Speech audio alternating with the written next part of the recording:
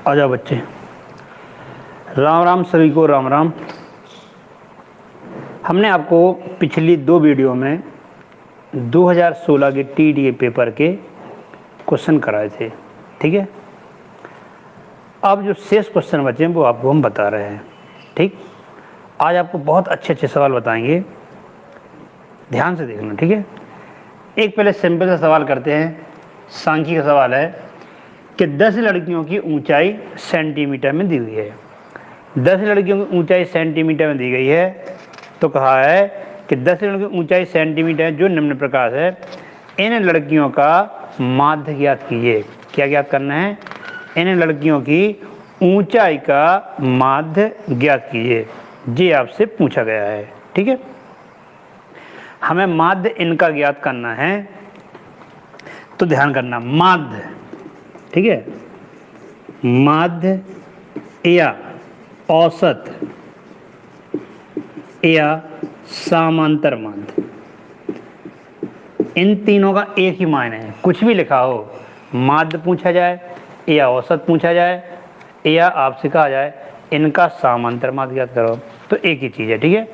और ये आपसे बहुत पूछे जाते हैं। तो क्या करना पड़ता है? माध्य मतलब समांतर माध्य। इनका हमें समांतर माध्य ज्ञात करना है, और समांतर माध्य होता है कि जो संख्या दी हैं इन संख्याओं का योग, ठीक है, संख्याओं का योग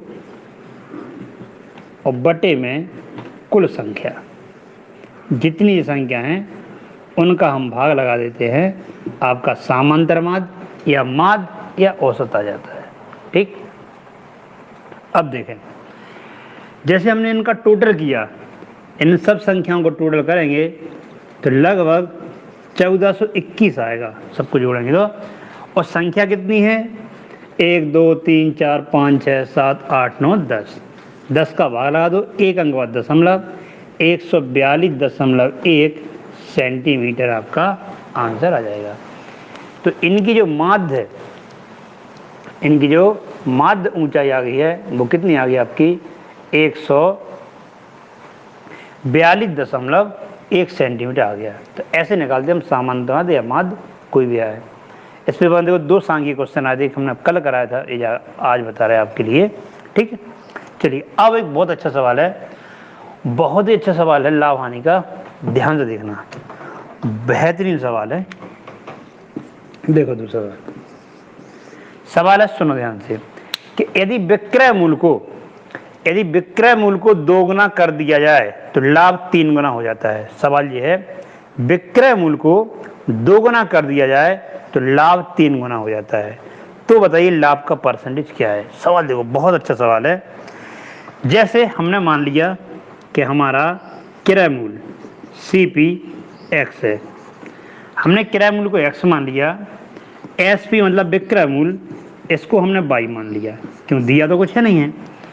तो क्रय मूल्य को x मान लिया, विक्रय मूल्य को y मान लिया, तो जल्दी से बताइए कि जो हमें लाभ होगा वो कितना होगा। तो लाभ हमेशा विक्रय मूल्य में से क्रय मूल्य घटा देते हैं, y माइनस के x हो गया। तो लाभ हमारा आया वो कितना आया? y माइनस के x। ध्यान देना सवाल को, सवाल की लैंग्वेज क्या है सुन लो। यदि विक्रय मूल्य को 2 गुना कर दिया जाए तो लाभ 3 गुना हो जाता है। जी आपके सामने तीनों हैं, क्रय मूल्य, विक्रय मूल्य और लाभ हो गया। अब बोले विक्रय मूल्य को 2 गुना कर दिया जाए, ये पहली वाली कंडीशन होगी, ठीक है। अब सेकंड वाली कंडीशन में SP 2 गुना होना है। SP कितना हो गया? 2y। लाभ कितना हो गया? लाभ 3 गुना हो जाता है। लाभ कितना हो जाता है? 3 गुना। कर लो, तो y माइनस के x का 3 गुना हो गया, ये आपका लाभ हो गया, ठीक है। लाभ 3 गुना हो जाता है। अब बताओ, ये लाभ है और ये लाभ है, ठीक, तो हैं तो अपने दोनों लाभ, ठीक।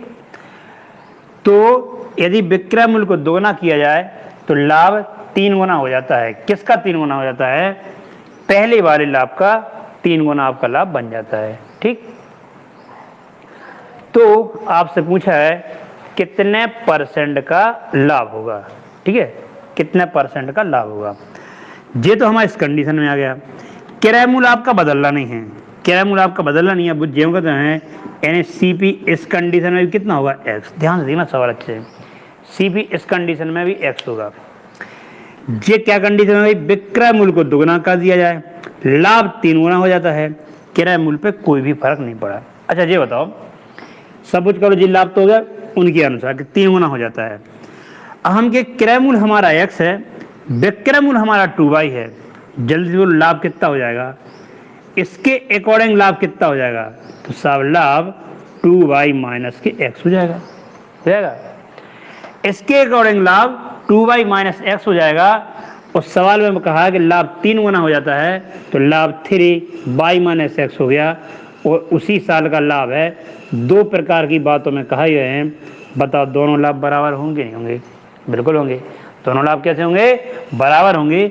सॉल्व करेंगे, 2y माइनस के x बराबर 3y माइनस के 3x, पक्षांतर कर लो, j माइनस के x प्लस के 3x हो गए बराबर में 3y माइनस के 2y हो गए। ठीक है, तो 2x बराबर में y आ गए, x और y 2x बराबर y आ गए। 2x बराबर y मतलब ऊपर हमने जो तुम्हारे डिजिट माने थे उनमें हम कह सकते हैं कि y का मान क्या था, 2x बराबर y है। 2x बराबर y मतलब किराया मूल्य का दुगना विक्रय मूल्य के बराबर है। तो चाहे ना समझ लो नहीं समझना हो, आपको निकालना है लाभ का परसेंटेज। जल्दी बताओ लाभ का परसेंटेज कैसे निकलता है? लाभ, ठीक है, बटे में किराया मूल्य और गुणा 100, ऐसे निकालते हैं हमेशा लाभ। कितना लाभ है देख लो, लाभ है साहब हमारा y माइनस के x हुआ था, किराया मूल्य कितना था हमारा x था, 100 का गुणा करेंगे परसेंटेज आ जाएगा। y की वैल्यू कितनी है 2x, y की जगह पे 2x माइनस के x अपॉन में x इंटू में 100, 2x से x चले गए, x अपॉन में x इंटू में 100 कट गए, आंसर कितना आ जाएगा 100% आ जाएगा। ठीक है, तो कितना लाभ हुआ 100% का लाभ हुआ था। बड़ा अच्छा सवाल था, मज़ेदार सवाल था, आप देख सकते हैं। ठीक है, तो ये आपके पेपर में आया था 2016 के टीटी के पेपर में। ठीक है, लाभ आने का सवाल है। डन, ओके, चलो आ जाओ।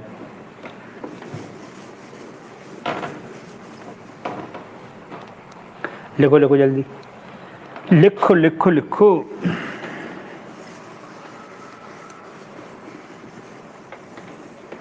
चलो, जब तक तुम नोट करो, जब तक हम अगला सवाल बताते हैं। ज्योमेट्री का ज्यामिति का सवाल आया था, देखो बढ़िया सवाल आया था, इसमें अच्छे सवाल आए थे, आप इन सवालों से बहुत कुछ सीख सकते हैं। एक त्रिभुज दिया है, ठीक है, एक त्रिभुज दिया है और इसमें लिखा है यहां पर O है, A B C, यहां से O को मिला दिया, O से C को मिला दिया। ठीक है, यहां पर 108 डिग्री लिखे हैं, ठीक, और ऐसे निशान बने हैं, इनका मतलब है ये दोनों कोण कैसे हैं, बराबर बराबर है।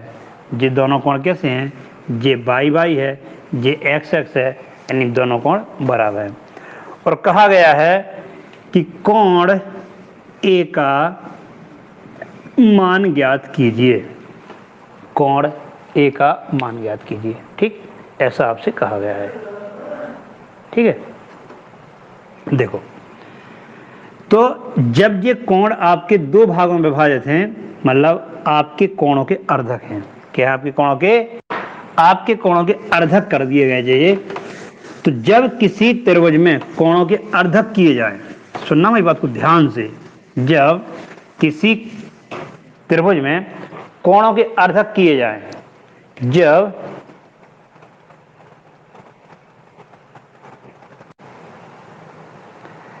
जब किसी कोण में, किसी त्रिभुज में कोणों के अर्धक किए जाएं, तो वे अर्धक जिस बिंदु पे मिलते हैं उनको हम अंतःकेंद्र कहते हैं। क्या कहते हैं? अंतःकेंद्र। ठीक है, तो जो O है आपका, O कहलाएगा अंतःकेंद्र। एक बात, ठीक है, वो कहलाएगा आपका अंतःकेंद्र। तो कब होता है आपका अंतःकेंद्र? जब किसी त्रिभुज के कोणों के अर्धक खींचे जाते हैं, वे जिस बिंदु पे मिलते हैं उसको हम अंतःकेंद्र कहते हैं। ठीक, अब अंतःकेंद्र यानी अंतःकोण हो गया 108 डिग्री हो गया। तो इनमें जो संबंध होता है या सूत्र होता है निकालने का, तो कभी भी पता चल जाए ये अंतःकेंद्र है और आपको ऊपर वाला कोण निकालना है, तो होता है कोण BOC यानी अंतःकोण वाला कोण बराबर 90 प्लस के A/2। ठीक, ये अपना फॉर्मूला होता है काय के लिए? जब आपका अंतःकोण दिया हो।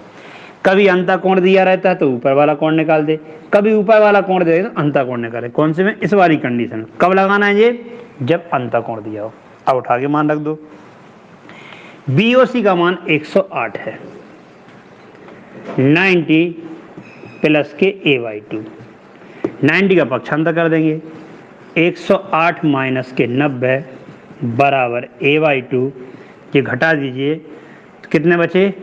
18 डिग्री बराबर A/2, इनके बटे 1 करो तो A का मान कितना आ जाएगा? 36 डिग्री। बस तुम्हें ये वाला फॉर्मूला तैयार हो जाए यदि और अंतःकोण का कभी सवाल आ जाए तो इस प्रकार से हम मान ज्ञात कर सकते हैं। ठीक है, तो A का मान कितना आएगा? 36 डिग्री आ गया। डन, अंतःकोण वाले में लगाना है। ठीक, चलिए नेक्स्ट क्वेश्चन है।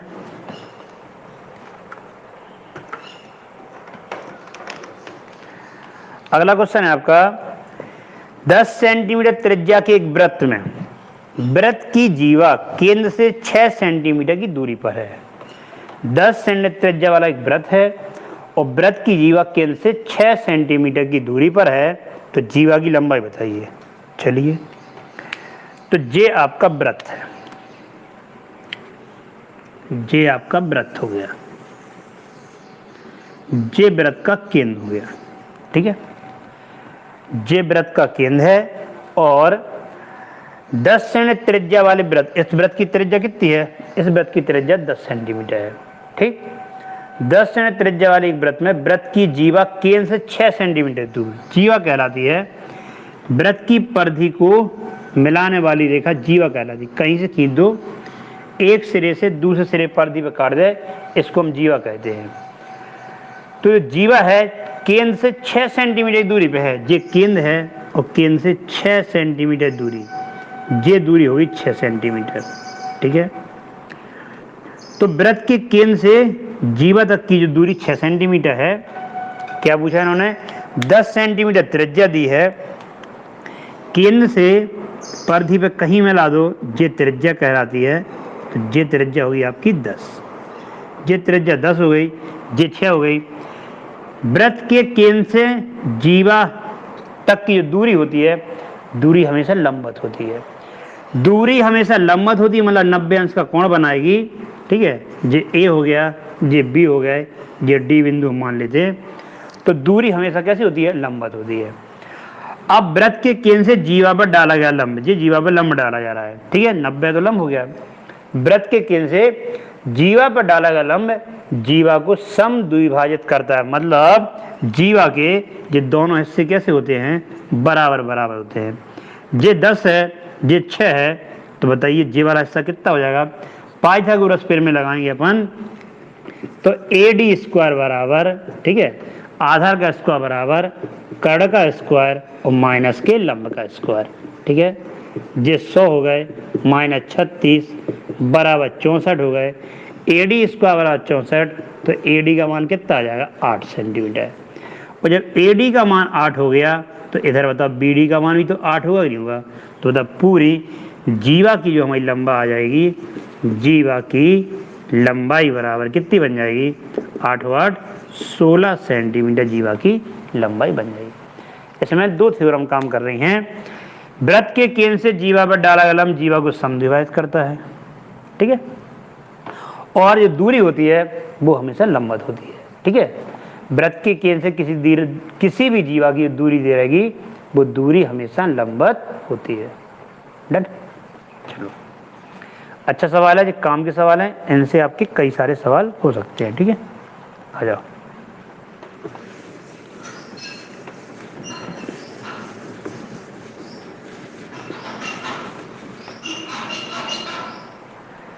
चलिए अगला सवाल है, एक मेंस्ट्रुएशन का सवाल आया था, बढ़िया सवाल आया था, देखो ध्यान से।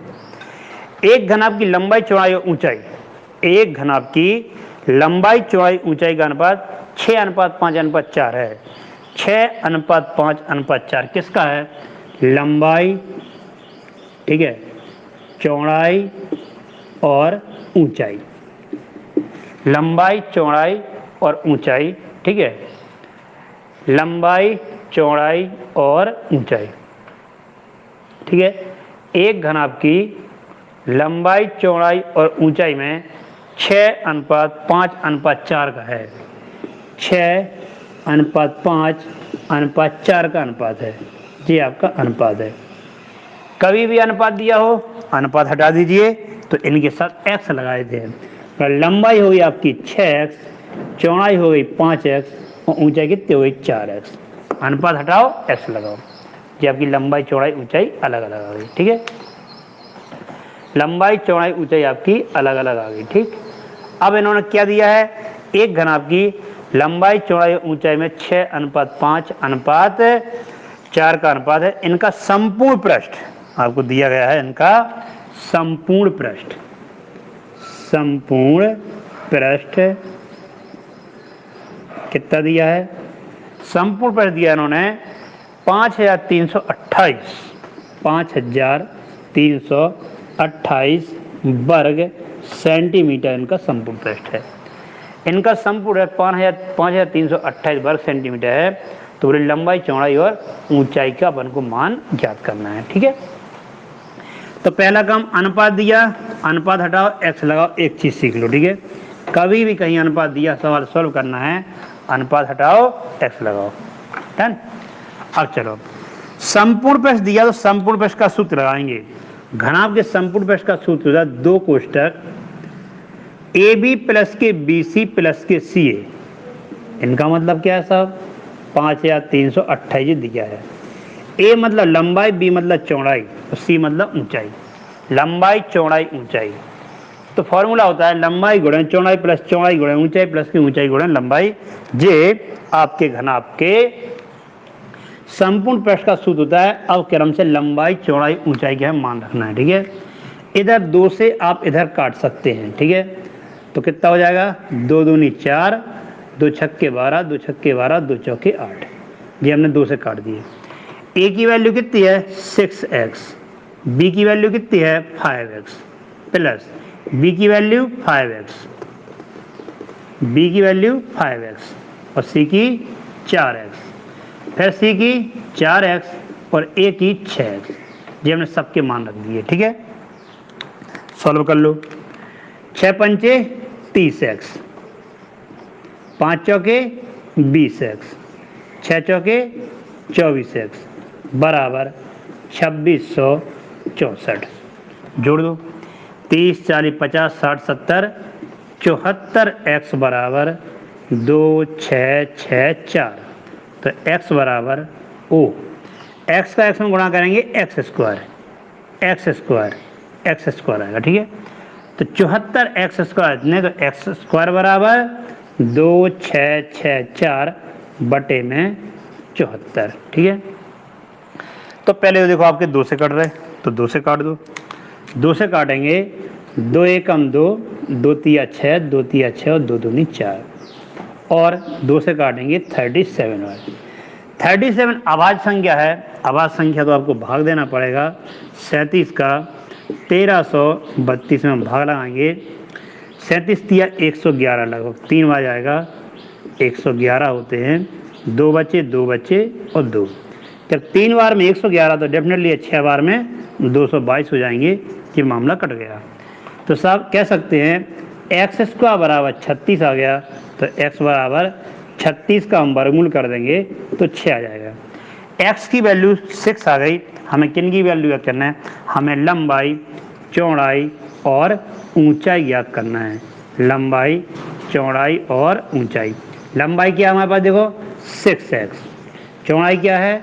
5x, ऊंचाई क्या है? 4x। x का मान कितना है? 6 रख दो। 6 गुणा 6 बराबर 36, ठीक। 5 गुणा 6 बराबर जहाँ जहाँ x है वहाँ 6 रख दो, 30, ठीक है। और 4 गुणे 6 बराबर 24। ठीक है, काय में दिए थे, दिया वर्ग सेंटीमीटर, तो सारे के सारे आंसर काय में कहलाएंगे, सेंटीमीटर में कहलाएंगे। जी आपका बढ़िया सवाल था, घन घन आपका सवाल था। इसमें दो बातें याद रखनी तुम्हें, एक तो कभी भी अनुपात दिया, लंबाई चौड़ाई किसी का भी अनुपात दिया, अनुपात हटाओ एक्स लगाओ, अनुपात हटाओ एक्स लगाओ, एक बात तो ये ध्यान करना है। दूसरी बात क्या याद रखना है, किसी का भी फॉर्मूला, मान लो जैसे हमने संपूर्ण बेस दे दिया, हम संपूर्ण बेस का फॉर्मूला लगा देंगे। आयतन दिया होता हम आयतन का फॉर्मूला लगा देंगे। विकर्ण की लंबाई दी होती विकर्ण की लंबाई का फॉर्मूला लगा देंगे। जो दी है वो लिखो, उसका फॉर्मूला लगाओ, सॉल्व कर दे जाओ, आपके आंसर आ जाएंगे। डन। चलिए नेक्स्ट क्वेश्चन देखो, जल्दी देखो, फटाफट फटाफट नोट करो। आज तुम्हारे सारे क्वेश्चन करना है जल्दी से।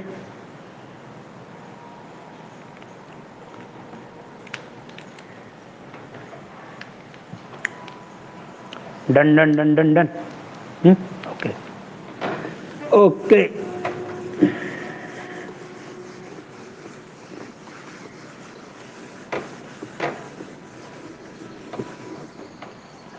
चलिए अगला क्वेश्चन है, साधारण ब्याज का सवाल था कि कोई धन साधारण ब्याज की दर से 8 वर्ष में 2 गुना हो जाता है।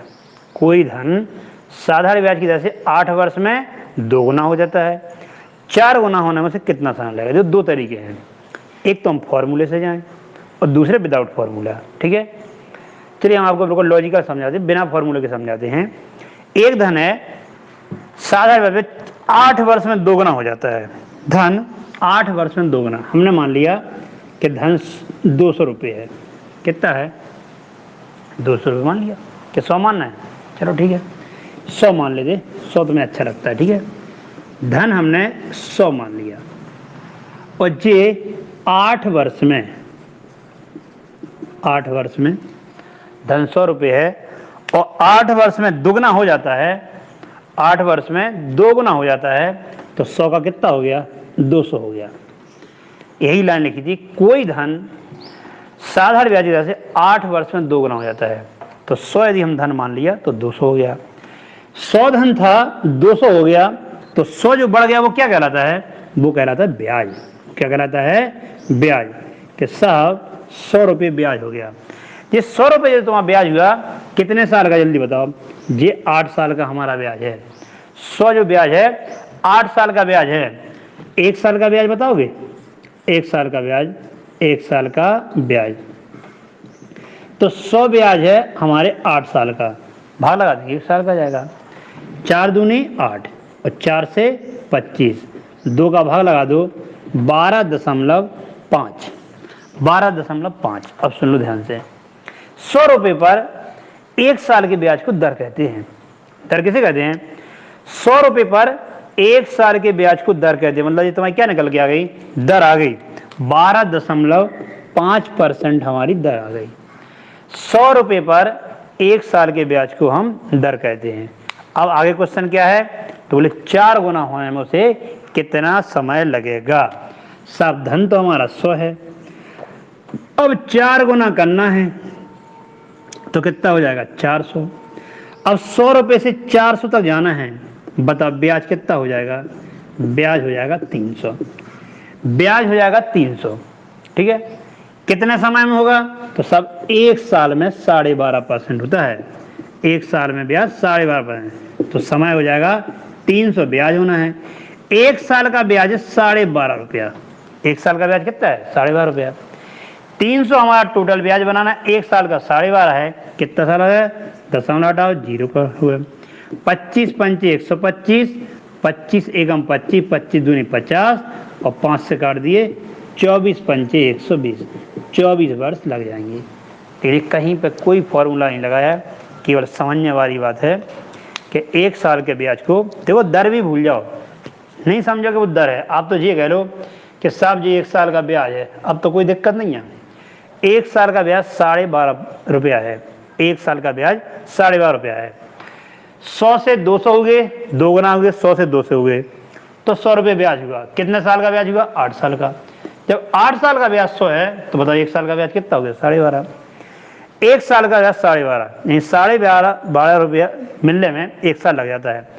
अब एक धन को हमें 4 गुना करना है, उन्होंने कहा है, तो 4 गुना होने में कितना समय लगेगा? तो 100 से 4 गुना होगा तो ब्याज 300 हो गया। 300 ब्याज कितने साल में होगा? जब 1 साल में 12.5 रुपया बनते हैं, 12.5 भाग लगा दो, 24 साल लग जाएंगे हमारा धन को 4 गुना हो जाए। बोलो done done done done done done, बिल्कुल डन। ठीक है, बात एकदम क्लियर है। सवाल नंबर अगला है, जाओ। ठीक है, एक भिन्न का क्वेश्चन आया था। सवाल था 2/3 ठीक और 3/4 ये है, और इनका लासा पूछा है। क्या पूछा आपसे? लासा पूछा है। 2/3 और 3/4 का लासा क्या दीजिए। तो भिन्नों के मासा भी होते हैं, लासा भी होते हैं। एक चीज ध्यान करना, जैसे आपसे लासा पूछा, यदि लासा पूछा जाए तो मामला बनता है अंशों का लासा, अंशों का लासा बटे हरों का मासा, हरों का मासा। ठीक है, हरों का मासा। यदि आपसे मासा पूछा जाता तो क्या बनता? अंशों का मासा बटे हरों का लासा। जो पूछा जाए वो अंश के साथ चलता है। लासा पूछेंगे अंशों का लासा बटे हरों का मासा, मासा पूछते अंशों का मासा बटे हरों का लासा। बस हो गया सवाल। अंशों का लासा 2 और 3 का लासा कितना आ जाएगा? 6। हरों का मासा 3 और 4 का मासा निकालना है। जब दो ऐसी संख्या हैं जो आपस में किसी से भी नहीं कटती हैं, यानी आभाज्य होती है, एक दूसरे की सह आभाज्य होती हैं, उनका मासा हमेशा बन आता है। क्या आता है? बन। बन का 6 में भाग लगाएंगे, 6 आपका आंसर आएगा। 3 और 4 का मासा 1 आया, 2 और 3 का लासा 6 आया, 6/1 बराबर 6 आपका आंसर। ठीक, तो जैसे लासा भी हो सकते हैं, मासा पूछेंगे तो सूत्र क्या बन जाएगा? अंशों का मासा बटे हरों का लासा। Done, very good. चलिए नेक्स्ट क्वेश्चन पे आते हैं। आराम से लिखते हैं। देखो हम एक सवाल लिख देते हैं तो दूसरा सवाल छोड़ देते हैं। यदि तुम आराम से लिख रहे हो तो लिखते रहो। ठीक है, अब समझो। अब है ए तथा बी की आयु।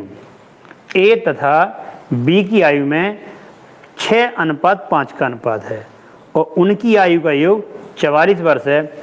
8 वर्ष बाद उनकी आयु का अनुपात क्या होगा? देखो दो की आयु का अनुपात दिया, ए और बी हैं, ए और बी। इनकी आयु का अनुपात, ठीक है, इनकी आयु का अनुपात 6:5 है। देखो हमने अवहेल बताया था जब घना आपका सवाल किया था कि जब जब तुम्हें अनुपात मिल जाए, जब जब तुम्हें अनुपात मिल जाए, अनुपात हटा दो, क्या लगा दो? एक्स लगा दो करे। ठीक है, रेशो हटाने का तरीका तो अनुपात हटाओ एक्स लगाओ, तो साहब ए की आयु हो गई 6x और बी की आयु हो गई 5x। अब सवाल में लिखा था कि ए और बी की आयु 6:5 के अनुपात में है, उनकी आयु का योग 44 है।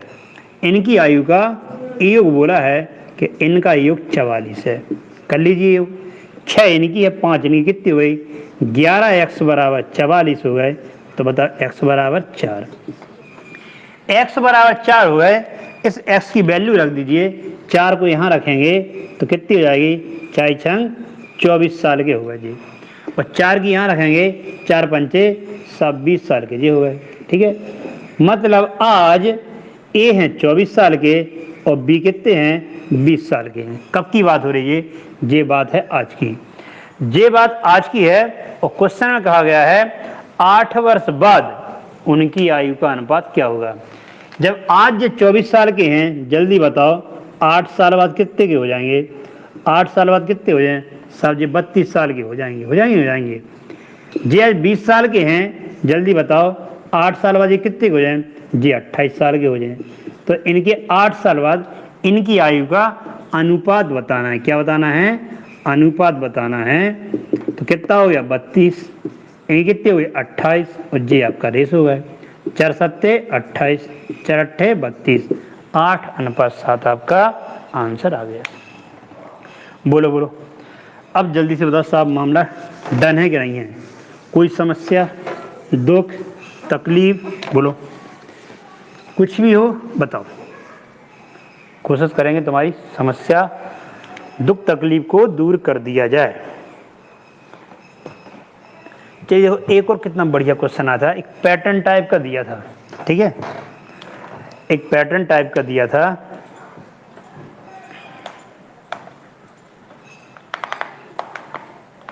चलो भिन्न का क्वेश्चन होकर आते, पहले क्वेश्चन सुनो ध्यान से।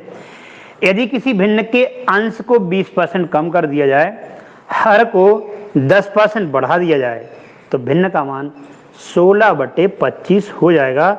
भिन्न का मान बताइए, सुनो ध्यान से। अंश को 20% कम कर दिया जाए, हर को 10% बढ़ा दिया जाए, तो भिन्न का मान 16/55 हो जाएगा।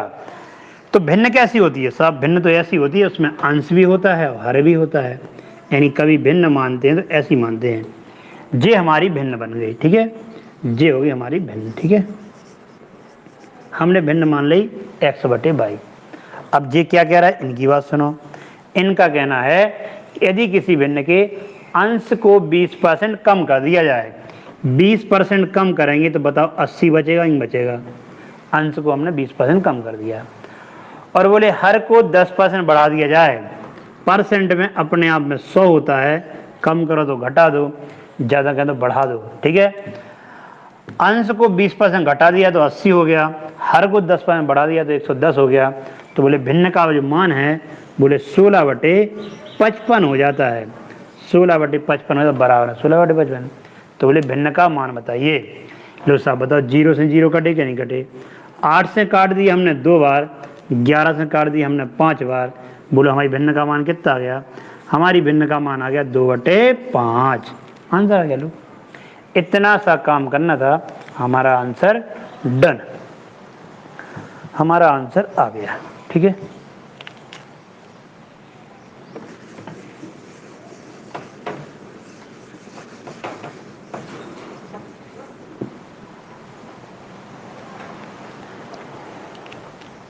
अगला एक मेंशन का बढ़िया सवाल है, बेहतरीन सवाल है, इस सवाल को समझो, ठीक है। एक वर्ग का परिमाप 4a + 8 इकाई दिया है। क्या दिया हमारे पास? वर्ग का परिमाप दिया है। एक वर्ग का परिमाप बराबर 4a + 8, 4a + 8। वर्ग का परिमाप 4a + 8 इकाई है। इसका क्षेत्रफल बताना है। सोचो, ये परिमाप है, परिमाप कहलाता है, जैसे बोर्ड है ये, इसकी चारों तरफ की, ठीक है, ये मोबाइल है, परिमाप मतलब इनकी चारों तरफ की इन भुजाओं का योग कहलाता परिमाप। आपको फॉर्मूला भी नहीं पता, कोई दिक्कत नहीं, परिमाप मतलब चारों भुजाओं का योग। चारों भुजाओं का योग 4a + 8 है। हम तुमसे कहें एक भुजा का मान बताओ, एक भुजा कितने की हो जाएगी?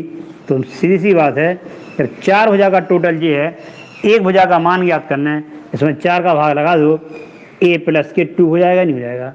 क्या कर दिया हमने? इसमें 4 का भाग लगा दिया, क्योंकि वर्ग का परिमाप, वर्ग की 4 भुजा होती हैं, चारों भुजाओं का टोटल 4a + 8 है, तो एक भुजा का टोटल कितना हो जाएगा?